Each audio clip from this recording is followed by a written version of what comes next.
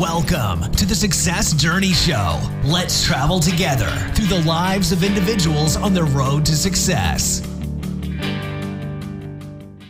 Hey, what is going on, travelers? It is Ricky Ventures and Marlon Madden, and we are back with you for another week of the Success Journey Show. What is going on, everybody? Marlon, what's good, man? How you doing?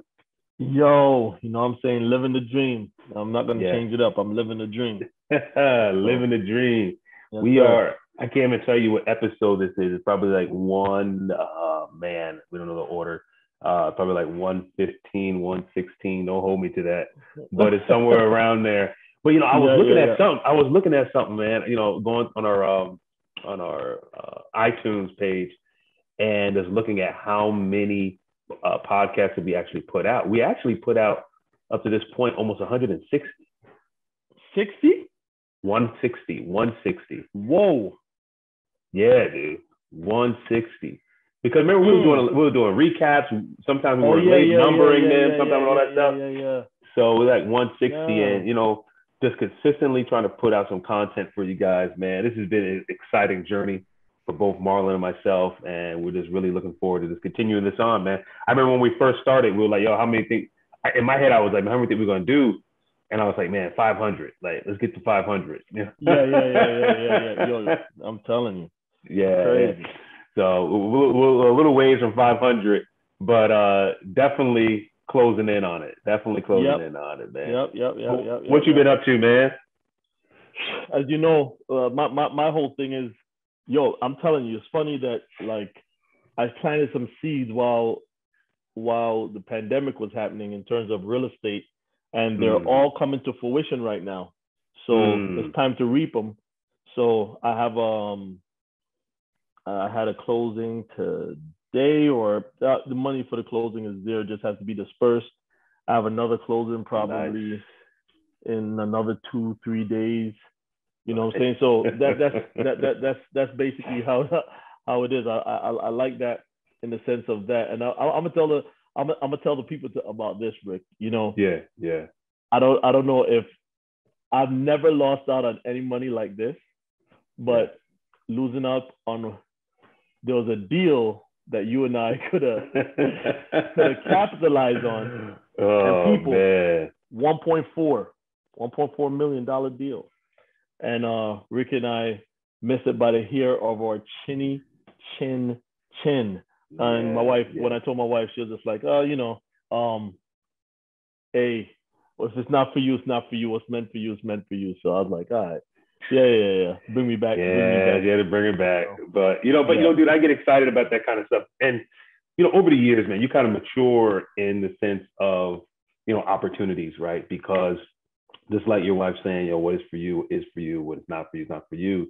It's like, what I get excited about it now is not necessarily the done deal, but the potential the potential being in position for a deal like that. That right there gets me excited. It means that we're doing the right things. Correct. Right. Correct. So it didn't happen today, but guess what? We keep pushing. We keep moving forward. It could happen tomorrow. It could happen a day after that. Sir. And you never know. And that's what this journey, travelers, that we're talking about. This journey, that's what it looks like sometimes, right? You're going on this journey, and sometimes it's like, oh man, something get ready to break. You're talking to your friends, talking to your family, everyone, like, oh, this is getting ready to happen, And the next thing you know, something falls through. Like, I don't want you to get discouraged in the fall through. Correct. I want you to be encouraged with the possibility that you were at that table. There you go. And that's how I looked. Get excited about it. And that's how I looked at it, that you were in the position to make that deal. So when you were in the position to make that deal, you're like, what happened? That means that deal, potential for that deal to come back again is a high probability. So I was not discouraged in terms of that. I almost did a Jeffrey. I quit.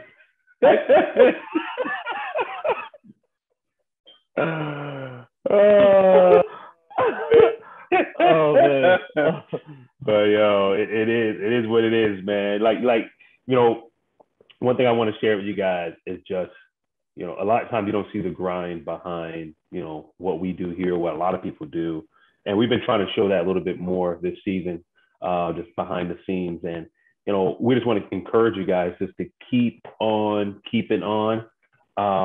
because the hard work that you put in is going to pay off. Like I was telling my boys that, hey, you know, I'm training them. They're doing basketball. They're doing all this stuff. And I'm like, hey, you want to work harder in practice now before you get to the games. And when you get to the game, it'll be a whole lot easier, right? So that's what we're doing right now. We're working hard before we get to the game. But Marlon, why don't you go ahead and share a little bit about, you know, where they can find us, the platforms, and then we will go ahead and bring our guest in for the day. All right. The successjourneyshow.com. That is where you can find us. That is our hub, right? That's our website, the successjourneyshow.com. If you try to find us on IG, on Facebook, you go to Success Journey Show, Twitter, success_show. Also, you can find us on Fanbase, the Success Journey Show. If you don't know what Fanbase is Isaac Hayes Jr.'s. It's a Black-owned social media platform that he's been building up. So we're also on there, and you can find us also on TikTok now, Rick. Marlon's been doing his thing, man, putting us on these platforms. You know, I was like, I was scrolling through TikTok. I rarely go on there, you know, but I was on there. And there was some funny stuff on there, and also I was like, that's Journey Show. That's our stuff. Oh man, okay. I put one of the you dancing, man. That one was real funny. Oh yeah. I saw that, man. I got so many comments on that one. People like, oh man, look at you, man, acting a fool. And I was like, yeah, that's it, man. Acting a fool. Yeah, definitely. Yeah. But yeah. And wherever, our t-shirts, once again, this is our t-shirts. You could, on the successjourneyshow.com, in our shop, you could go find them. The bags, what you see here, some of the boxes, as you see, some of the boxes that was behind me that was stacked up, they're gone. But these boxes are still here with some of them right here. And we have all the products that we're going to definitely bring to you guys. But we just want to focus on some on the ones we have right now, just to push it, because we're not trying to sell a apparel. What we're trying to do is sell a brand in terms of a lifestyle, a different kind of way of thinking, a mindset. So that's what this is all about when you buy the Success. It's just journey wear. That's what we actually call it. It's journey wear, and you should see it floating around some different places. We're going to have another push. We did a great push, and everybody that actually supported us, we thank you.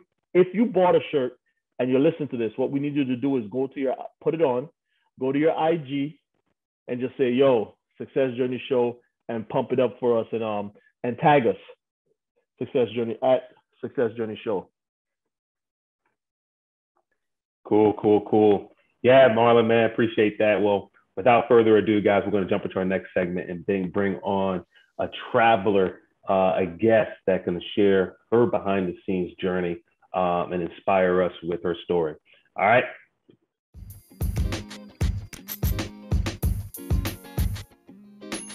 You've been listening to the Success Journey Show. You can check us out on our social media on YouTube, Instagram, and Facebook. Also on our website, thesuccessjourneyshow.com. Enjoy the rest of the show. All right, everyone. Like we say, all of our travelers out there, we've come to the best segment of our show, and that is when we bring on a guest. And this guest is going to take the time just to share their behind-the-scenes journey to where they are now, right? As you guys all know, like all of our guests that come on, you know, with the common thread that everyone says is that they're still on their journey, right? And that's what we want to encourage everyone with, is that there is no final destination. So I know that you're going to hear that in this story today, and it's none other than a good friend of ours, Saara. And Saara, just thank you so much for coming on today. Why don't you share a little bit about yourself, and let's go from there. Awesome. Thank you guys for having me. To just talk about my humble beginnings. So like you said, my name is Saara McEachnie, and I am a Trini native. So, I had to rep that a little bit. That is a huge part of, we coordinated backgrounds just in case. but yeah, being a Trinidadian is like a huge part of my journey, my culture, my family, my roots. So I am one of 5 children. I am the last. Some would call me spoiled. I choose to disagree. Spoiled one would, right? Yes, depends on which sibling is telling the story. Right. So so my dad is a pastor and my mom is a radiographer. But she also did work in the church with women's ministries. So being a child that is privy to parents who are involved in some sort of ministry sort of got me on the track to social work. When I thought about, what I want to do and where I want to go, everything was sort of engulfed and all encompassed in social work. Although I do love singing, so most people thought I was going to go into music. And so it's still a hobby. It's not a career. It's not a profession. I don't wish for it to be, but I do enjoy it a lot, so the things that really make me me are, people, good company, good music, good food, sharing, swapping ideas, all of that, so those are the things that, that make up my being and my interests. Love it. So you say thanks for sharing that with us. So you say you're from Trinity, right? And at what point did you come into the States, the United States? What was it like coming from a family that, came from another country into the United States, and just that upbringing and that stuff? Yeah, so interesting thing, I was actually here like twice in my life. So as an infant, my dad and you time traveled. She said twice in my life. Meaning like two different segments, right? 2 different segments. I didn't time travel, but so one during infancy until 5 years old. I traveled here with my family at that time. So my parents were at Andrews University. They were, finishing up their degrees. And so I was there with my family from about 3 months old to 5 years old. The second time, coming up here for college, I came alone, but my brother was already here. So I went to Oakwood University. Whoop. And he was, so he was there. I met him there. I was about 15, and I had already completed 1 year of college. Now that timeline always throws people off based on like the American education system. Yeah. Most people would finish high school like around 17, 18. So I was already heading into my my sophomore year of college when I was turning 16. So that, that path, coming back here was solo. And I finished up at Oakwood in 2005. And then went to grad school in Michigan, where my brother is in Indiana. So I was about 1 hour away from my eldest brother and did, that grad school track. So moving from Trinidad here was very interesting. It was a culture shock. I thought the food was very bland. What are the people eating? This especially going to Oakwood. Listen, I had to find my tribe, so I could find the culture. And I had to take my jab at Oakwood. No, I'm good. Go ahead. No, you good. No, but you will find it at Oakwood. So I had, like people, and it's a diverse cultural, background, all that. So I was able to get that, but it was a tremendous culture shock. Coming here, just even, dealing with all the different, like simple things that are different in terms of which side of the road you drive on, or, what stores being open versus closed on Sunday. Like, that was those were huge pieces, but it was cool. I stayed in contact, obviously, with my family back home. So, and I traveled home every year. So, I don't do that now. I got 3 kids. That's 5 plane tickets for my family. But yeah. It was funny. The other day, I was talking to my neighbor, and his son goes to West Point, and he has a girlfriend that's Colombian, and she was like, "Yeah, Colombia, right by Trinidad, and I was like, what is this girl talking about, right? Right, and because I'm like Caribbean Sea, no, this is. I had to actually go back and look, and I'm like, yo, Trinidad is close to South America. Yeah. It's a hop, skip, and a jump. Yeah. Yeah. It's a hop, skip, and a jump. She's like, yeah, my family used to go to Trinidad all the time I was like, what? So it was crazy that I had to get a little geography lesson on that. Now, you said you traveled when you were 16, and, me being from Jamaica, it's the same thing. It's a European system of schooling. That's why we graduate a lot earlier. Yeah. Being at Oakwood at 15, 16, and everybody else is 17, 18, what was your experience with that? I know the culture shock, but just you're 2 years younger, and that 2 years is drastically different. A 16-year-old and an 18-year-old is two different people. So just explain how you coped with that. Yeah, that was actually fairly easy because, like I said, I'm the youngest of 5. So I was actually pretty much accustomed to being with people that are older than me. My siblings' friends were my friends, and, just even like being there, I don't recall there being like a significant difference. Like I didn't feel younger. I felt like I fit right in, in terms of who I would still consider my peers, even though they were years ahead. So I was always the youngest in my class. Even in Trinidad, I started school at 4 and everyone else was 5. I like through my entire, academic matriculation, I've always been the youngest. So it wasn't really anything that that was shocking or like an impediment or anything. Out of the norm. Yeah, nothing out of the norm. So you said that, through your life, you realized like you went into social work, right? You went into social work. Now, when you were at Oakwood, is that what you majored in? Like you went in like, hey, social work is my thing. Talk about like coming out of Oakwood, going into social work, what that transition was like, or tell people that don't know anything about like going into social work, like some of the steps that you have to do in order to get into the field as well. Yeah. So for a social work degree, you're going to have different levels of licensure. So there are some this is a whole piece. So there are different states that require licensure for you to be able to work in the field of social work. There are other states that you can simply have the bachelor's or a master's and you can go into social work.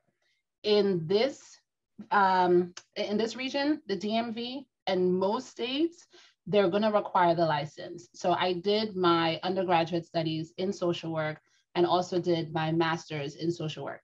Now, if there's always this question that comes up between psychology versus social work, because they both do counseling, right? Yeah. So if you wanted to figure out which track you wanted to be on, what I always tell people is figure out, what aspect of social work do you want to do, or what aspect of counseling do you want to do? Because the social work field is extremely broad.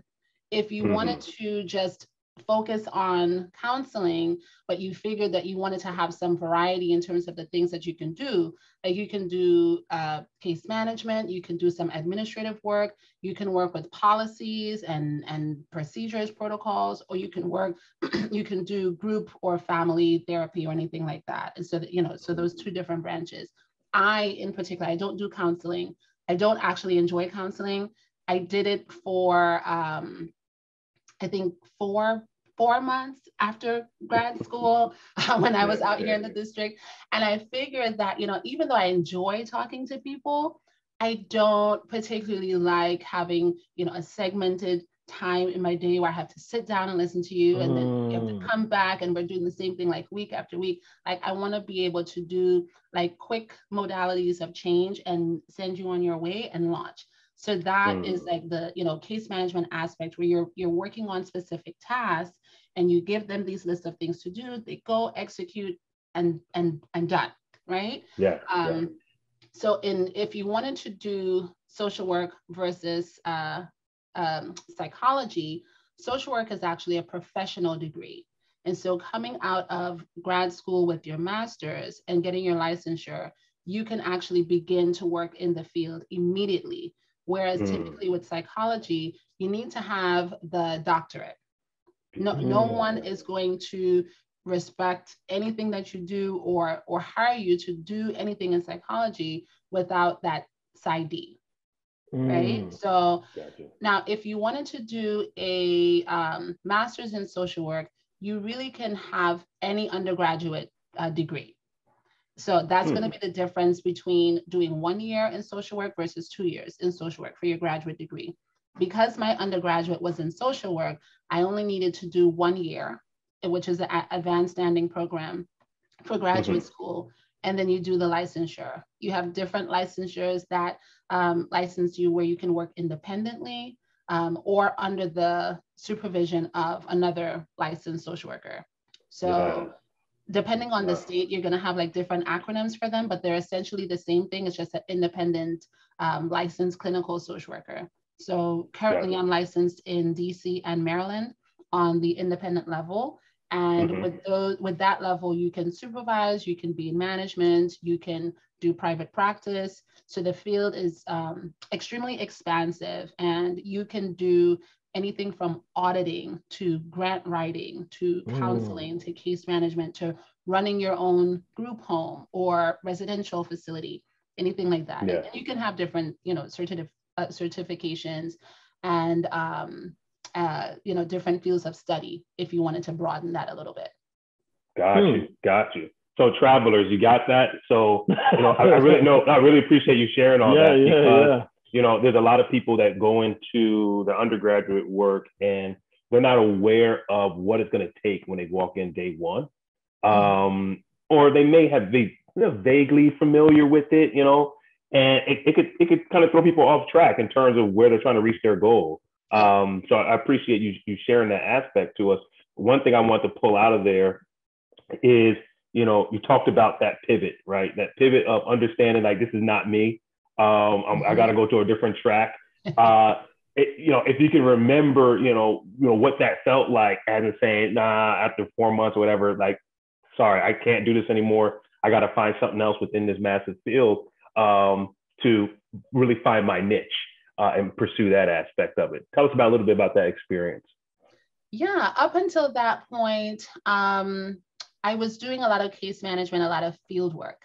And the motivation to going into that particular job where I was going to do counseling was I wanted to work closer to home. So I live in Baltimore, and I had always worked like in DC mostly DC.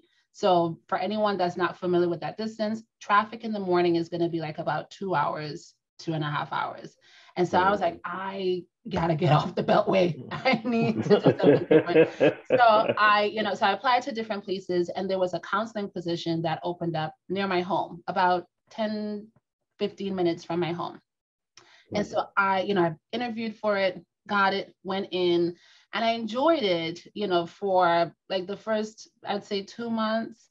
And then I was like, this is not really what my passion is. I love talking to people, like I mentioned before, I love being able to, hear someone's story. Like that's something that I actually do genuinely care about. So I care about people's story. I care about, restoration and healing and being able to overcome, whatever traumatic experience you might have, suffered through, or even if it's just for maintenance, even if there's no mental health diagnosis, there's no, catastrophic event that has occurred, but you just need support in terms of managing, daily life stressors. You want to keep your toolbox geared up. That's really good.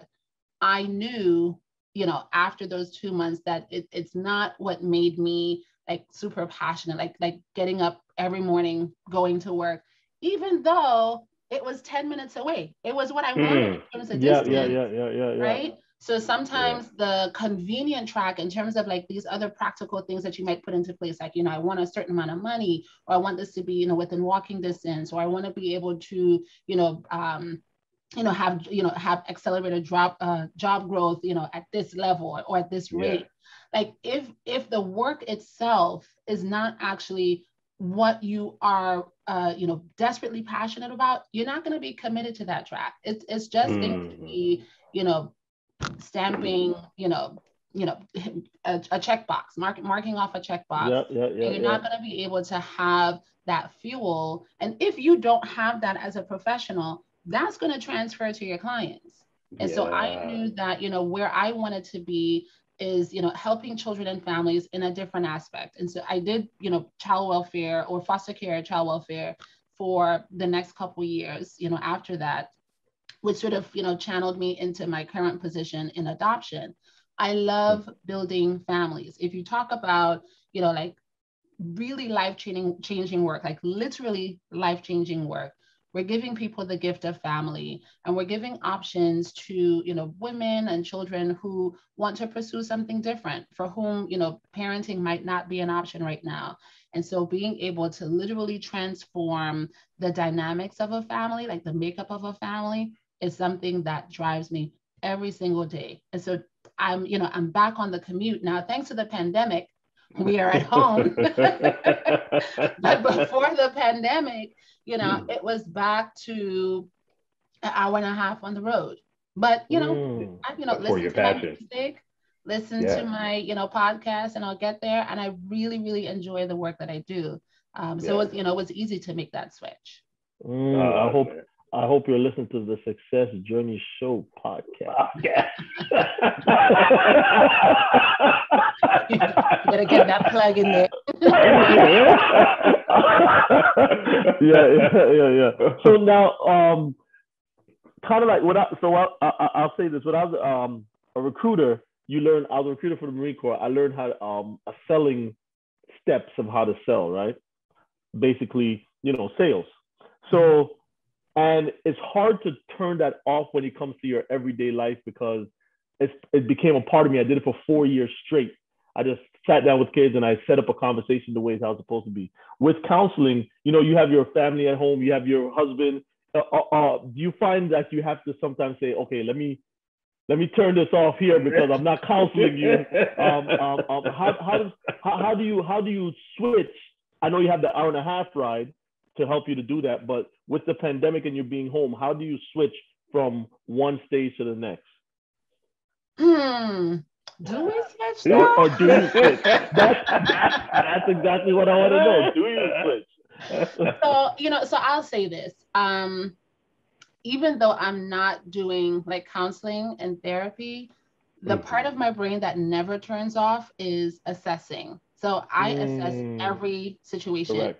When I talk with my husband, when I'm in conversation with my kids, I'm always listening for the deeper meaning of what you're saying. Like, what is it that you're actually trying to get at? And it's helpful in some regard.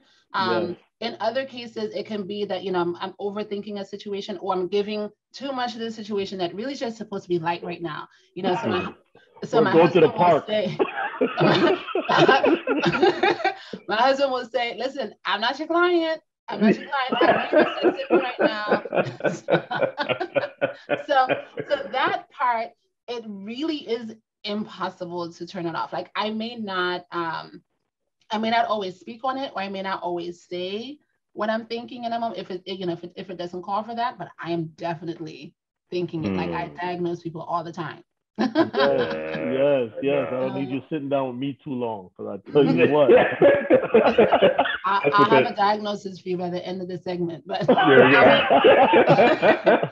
that's free. That's free too. Wow, I like it. Yeah, free consultation.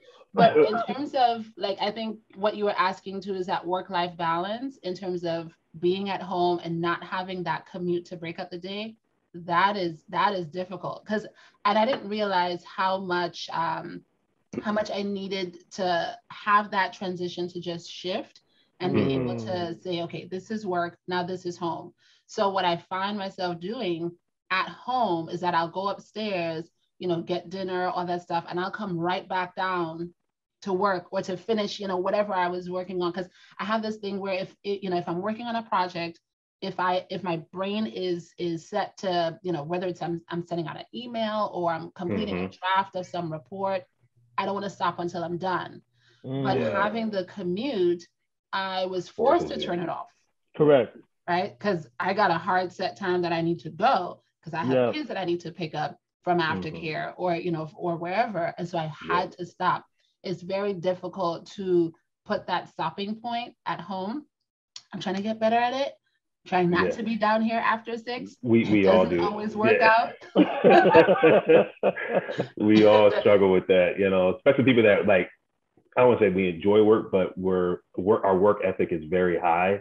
And it's like you said, I don't like to remove myself from my computer unless things are complete, because it's going to still be on my mind. I'm not going to be able to be 100% where I'm at if I know I got to get back and get something done. So you try to say, I'm going to stay here as long as I can. Yeah. I'm going to try to hurry up. Give me 5 more minutes. If 5 more minutes turn to 15, 20, 30, like, oh, shoot, I got to go now. Yeah. But that's been a struggle for a lot of people during the pandemic. Not everybody, because other people are just chilling, watching Netflix every day. And I'm not calling you out, but, you know, it's just both sides of the spectrums here, you know, we're talking about. You know, one thing that, I don't know if you remember this, a couple of years back, I remember you sharing the story of you getting the program director position where you are, or it could have been another position before that, but you said something that really stood out with me. You said it wasn't something that you were necessarily looking for, but they saw it in you and they said, this is the time for you to take upon this opportunity. And I'm paraphrasing how you said it, but it was along the lines of, you know, you were just going in every single day, operating and being you, and they saw it in you versus you trying to develop a way and a pathway to get there, right? Let's talk about that, just showing up every single day in your passion and fulfilling your role for whatever organization that you're with. For our travelers to hear, we call it, and we never gave you the definition. We call them travelers because they're on a journey. Right? So yeah. So you said that already, Rick. You said that already. That's right. So you know, this year, let's talk about that, this showing up aspect and just being present where you are. Hey, you're listening to the Success Journey Show. Just a reminder, follow us on our social media at The Success Journey Show on Instagram, Facebook, and YouTube. Also, you can check us out on our website at thesuccessjourneyshow.com. Enjoy the rest of the show.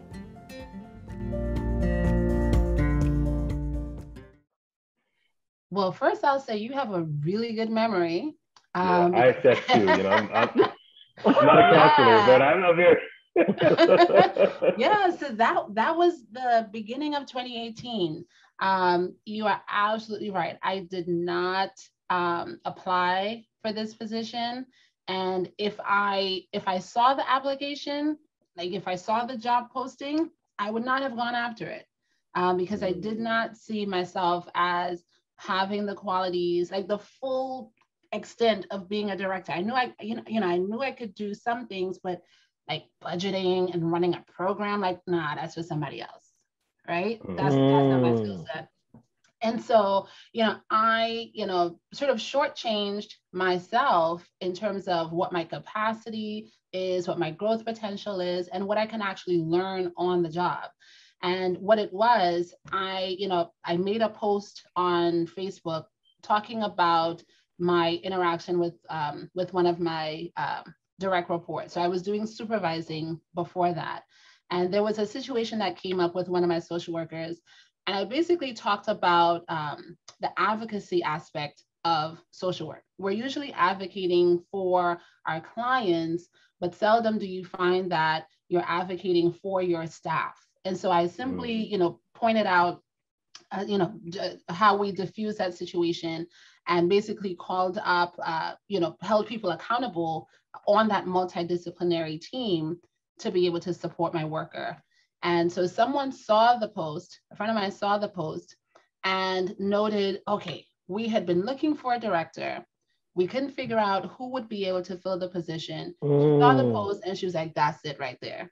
She's like, that's it right there. We need someone who is, willing and able to have really hard conversations, be able to advocate and, bring out the best in your workers and all the other stuff, that I hadn't yet been doing because, I'm a supervisor, I'm not running a program. And so all the other things that I was not yet doing, she was like, we can learn that on the job because the crux of it, like the more critical pieces that are not taught, that really are innate. She's like, you have that naturally. And so we're going to bring you on board. And so it really was her, looking at qualities in me that I, like, to that point, I had really downplayed. And I didn't realize how significant it would be in terms of like working. Like when you go to a job interview, people usually ask, what is your ideal type of supervisor? Like, who's your ideal type of supervisor? And, what type of supervision do you take on best, right? And so a lot of the things that I would want to have from a supervisor, I didn't realize that I had those qualities myself to be able to, pour that into a team, rebuild a team, because this was part of a reorganization as well. So it was not floating into a position and everything is already set. It really was something that had to be built from the ground up, and working with people that were going to be disgruntled because it's a reorg. And naturally people are upset, right? With changes and transition. So that's how that came about. Yeah. Thanks for sharing that. And when you share that, travelers, I want to bring you through some of the emotional things that could go on during that thing. And I'm just kind of picking it up now as you're sharing the story even more. So now you're driving an hour and some change, and we talked about the aspect of being able to decompress before you're changing different environments, either being home or going to work or just your mind right.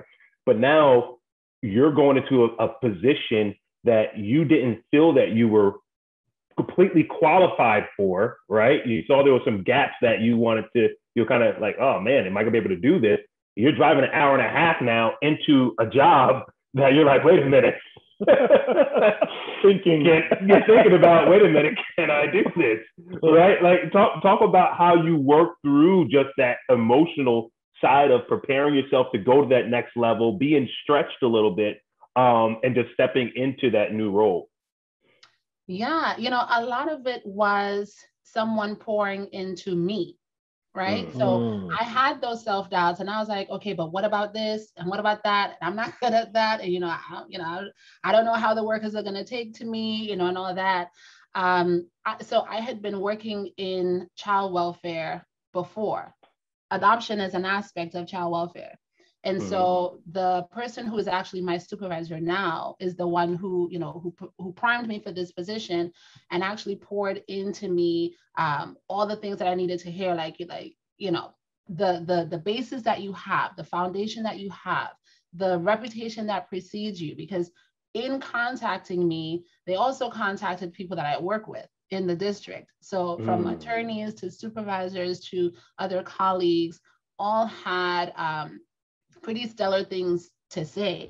And I'm not going out with the mindset of, okay, when I leave here, I want you to give me a good recommendation. But you show up, you show up and you do what you do and you do it well. Whatever position it is that you play, whatever role it is that you play in your job, you play that part well, and always look for ways to be, innovative and, be an initiator, be a creator. Be someone who is willing to break the mold. If you see something that could be done differently, don't be afraid to, to point out those things and be willing to accept feedback. I think one of the things that allowed me to be able to transition is that I'm open to feedback, because I want to be able to grow and develop.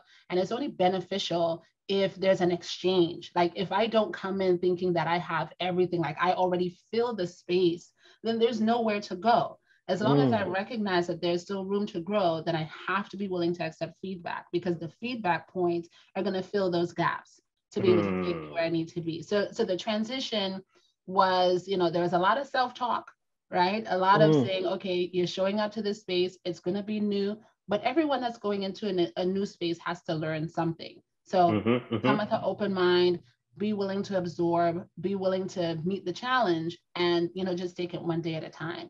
So that was my self-talk on my commute. Love it. Going in and meeting people where they are. Yeah. Go ahead, Marlon. No, I was gonna say they have a saying that behind every good man is a good woman. But I know in your sense, we want to talk about your support system, which is the man that was behind you, because a lot of times we're forced to think about just a woman supporting the man, but we want to talk about the man that supported you that hour and a half commute. Abe, when you're laying in bed at night and you're saying, babe, I don't know if I kind of have this, and giving you that pep talk and believing in you and helping out where you need. Talk about that dynamics in the family. Listen, I posted about this too. There's literally no aspect of my job that I can do without the support of my husband. His name is Henry. So there's literally no part of it, because me working an hour and a half away means that he's on drop-off duty for school, because I leave well before the kids wake up. And then he's also on pickup duty, because I ain't getting here on time to pick up no kids. Right?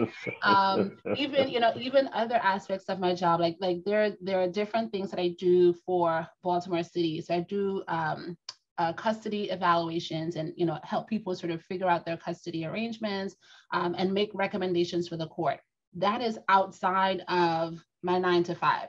So I will do what's necessary for 9 to 5, and then I may have to work late because I'm doing a home visit or something. So there's a lot of balance in terms of being able to hold it down at home. And he is my biggest supporter. Like some of that, whispering in my ear in terms of saying, yep, you got it. You've built for this point. You've done all of these things, in these different positions. And now you have someone who sees the ability in you. Take it, go for it. I got it here. And so, it really, really does require balance in the household to be able to make it work. And so there are sacrifices that, that I would make on my end as well to be able to support things that he does. But I will be honest and say it is an imbalance. He does way more to support the things that I do, because he really, really does believe in it. And he sees the way that it drives me and the passion that I have for this work. And so being able to, make that difference in building families, he's investing in that as well through me. So I literally could not do it without him. Man, I love that. I love that. Yeah. And it's when you get to meet them, the family and just the dynamics, man, a beautiful family. You can see that they are intentional about raising their family the right way and being there to support them in everything that they can do, be an example of excellence, and kind of expecting that from them as well. And it's just, that's the kind of things that we want to show a lot of our travelers is that, listen, on this journey, there's going to be times where there is imbalance, but with imbalance, you need to figure out a way to balance it off with whether it's sharing roles, whether it be sacrificing here, sacrificing there, whatever it may be, because you want your whole life to be complete, right? And you, at the end of the day, you when you get through your journey, you don't want to look back and be like, well, I wish I would have, even though most high performing people always have that I wish I would have moment, right? But, it's just to show that, you do everything that you can, right? With what you have, right? In order to go out and make an impact, not only outside the home, but also inside the home. So definitely, look to you and Henry as an example of just going out and getting it and being a phenomenal parent as well. So, and not just parents, but even in the community, guys. These guys, they stretch out even beyond their household and really take in people and just be a positive light and impact in their life as well. So really just kudos to you and on your journey. One thing that we kind of got away from this season, Marlon, but, I definitely want to ask you is, as we're coming closer to the end, is as you look back, and I want to go back to the point of when you came over, that 15, 16-year-old young lady onto the campus of Oakwood University. If you can just have like 2 minutes with her and just whisper something into her ear, like what would that be at this point? What would I say to 15-year-old me? I was, new to the field of social work. I really, really did not know the impact that I would have. I just knew that I wanted to help. I wanted to help people. And there were a variety of ways to be able to do that through the field of social work. And so figuring out, how do I do this? How do I pay for grad school? How do I, what does living here look like in terms of pursuing that profession? And what I would say is that it all works out and you do great things. I've always had a very conscientious spirit where if I'm going to do something, I'm going to do it well. And, doing that through schooling afforded me the opportunity to even have grad school paid for through an academic scholarship at Western Michigan. And so just, all the worries about how it's going to be paid for and how it's going to happen, the literal phrase that I have is it all works out. God takes care of all of it. All you got to do is put your best foot forward, and that charts the path for you. You do what you need to do, and all the other things fall into place. There is somebody waiting literally to fund your dream.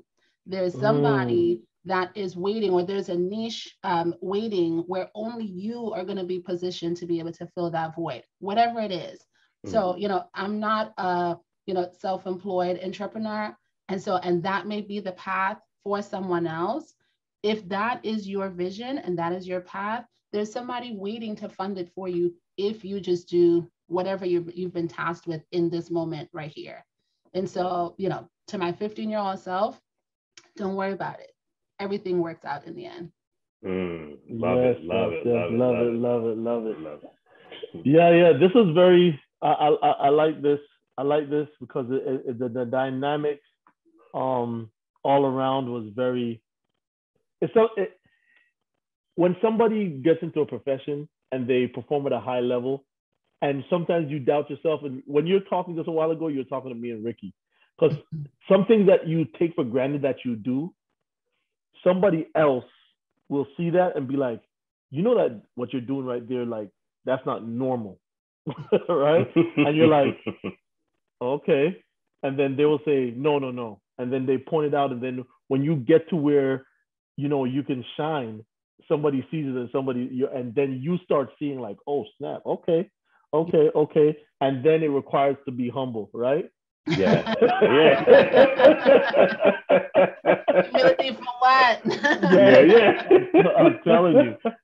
So I really enjoyed this because I think there's somebody out there. I know that there's travelers out there that they're stepping onto a campus, or they're stepping off the campus into the profession, not knowing what they can do. And you just opened a lot of eyes, a lot of hearts, a lot of minds into the when you want to help someone, what's possible and what you can accomplish. Thank you very much. We didn't get into the music aspect of what you've done and what you do. Duet. Exactly. I thought that there was a duet that was, built in. You didn't practice the track? You didn't practice the track? No. It got stuck. Right. Oh man, but Saara, it's been amazing. Go ahead. You gonna say something?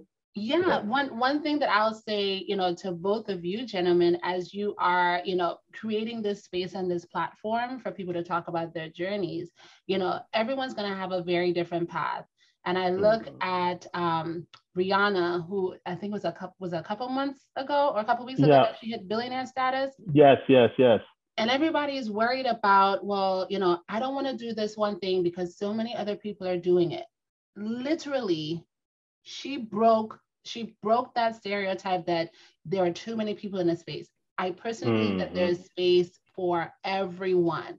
If you focus on what you're doing and you do that thing well, you can stand out. And so this, this space that you all have created just for people to share like the different pathways, so that as your travelers are listening, they can understand there's more than one way to skin a cat. If you want to be able to work for someone who is, already doing something that you're passionate about, you can do that. If you want to create it because it's not there, then do that. If you want to partner with someone and do that thing, just do it. And so I'm really, really proud of you both, just, creating this platform so that people can see and hear, that, okay, it's possible. If this person can do it, from very humble beginnings, or, not having, a very similar background to me, like there are different things that connect and resonate with people. And you can find, places of similarity to be able to give you purpose or give you motivation for your, for your journey, then job well done, mission accomplished. So appreciate it. Yeah. Definitely appreciate it. Thank you very much. When we do part 2, so I feel there's going to be a part 2, but when we do part 2, just remind me to tell you my Rihanna story. I met her at a Super Bowl and it wasn't very good. My boy did something crazy that she was like, she went island woman straight up. Oh, well, y'all should have known better. She's Beijing first. Yeah, she's Beijing first. I used the Jamaican accent. I was like, yo, Rihanna, walk on, come talk to me now. And she was like, oh, and then my boy, he just said something crazy, and she just, I want to talk to. You don't forget where she come from. She's like, exactly. Oh, man. Well, travelers, man, we come to the end of another show. We really thank you guys for just tuning in. This program wouldn't be here without you. So we really appreciate your support, your love, going on and purchasing shirts and reviews that you're putting on there. We read the reviews. Trust me, we read the reviews. Sometimes just randomly I'm clicking on the podcast and like, oh wow, I didn't even know we got even more reviews come in. So appreciate you sending us the reviews and the feedback. Also those that send guest recommendations for the show. Thank you for that as well. And listen, we are going to be here, like Marlon said in the beginning. Go to our website, thesuccessjourneyshow.com, and tune into all of our previous episodes, or you can go to any podcast platform, and pull up the Success Journey Show and just stay in tune with us. Also, we cannot forget 21 The Net. Tune in to the internet radio, where we're getting a whole new set of followings and followers that are following along with our stories every single week, and we appreciate you guys as well. So guys, we will see you guys again next week at the same time, the same place on the Success Journey Show. Everyone have a good one. Peace. All right, one love. You've been listening to the Success Journey Show, where your dreams, drive, determination, and diligence are the foundation to success. For more information, check out thesuccessjourneyshow.com. The Journey Squad is here helping you to your destination.